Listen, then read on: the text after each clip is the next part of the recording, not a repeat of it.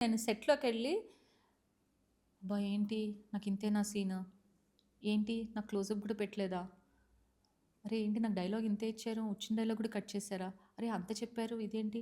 అదేంటి వాళ్ళకి బెటర్‌గా ఉంది కదా! నా క్యారెక్టర్ కంటే. This thing that happens in your mind and then you go and watch the movie and then నువ్వు చేసిన దాంట్లో మళ్ళీ ఎడిట్. అదేంటి చేసిందే ఇంతది ఇది కూడా పీకి పడేసాడా? ఎడిట్. ఈ process is the most difficult process.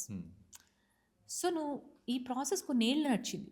When this is happening ఏమైపోతుందంటే it actually affects your acting. నీ పర్ఫార్మెన్స్ ఎఫెక్ట్ ఇవ్వడం మొదలెడుతుంది.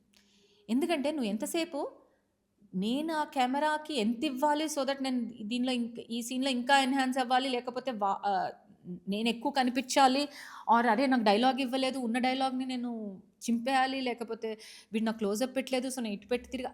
ఈ ప్రాసెస్లో ఏంటంటే you are not there in the character, you are not there in that place, you are not actually enjoying what you are doing.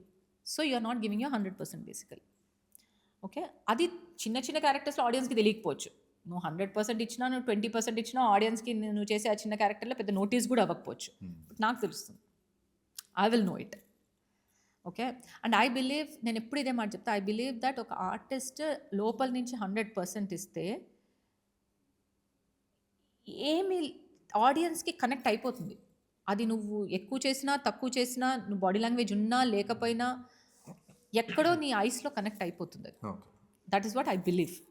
Sincerity యాక్టర్లో ఉంటే డెఫినెట్గా audience connect అవుతుందని నా ఉద్దేశం. క్యారెక్టర్ గుర్తుంటుంది, అది నీకు క్లోజప్ పెట్టినా నీకు క్లోజప్ పెట్టకపోయినా కూడా. సో రిజిస్టర్ అవ్వడము, నోటీస్ అవ్వడం is a different aspect. That depends on your camera angles, editing, background music, story, చాలా కథలు ఉన్నాయి దానికి.